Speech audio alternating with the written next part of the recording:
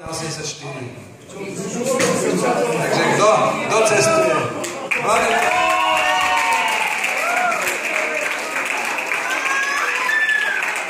Musíš zodpovedať ešte jednu otázku, aby to bolo platné. Koľko poslancov má Slovensko v Európskom parlamente?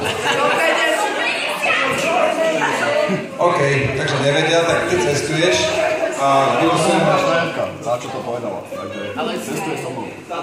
Tak ale nemá 150. Koľko poslancov má Slovensko v Európskom parlamente? Gratulujem. Bereš frajerku, predpokladám, hej?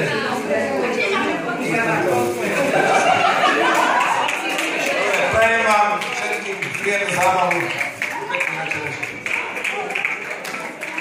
Tak milí priatelia, týmto sme v podstate ukončili dnešnú tomolu a teraz budú nasledovať vystúpenia tých, na ktorých sa najviac tešíme. A je to teda Marcelo Roguero, Bongoman a Mario López, jeden z najlepších tanečníkov latino na Slovensku. Takže sa to tu rozprúdi a teším sa na poriadnu zábavu, priatelia.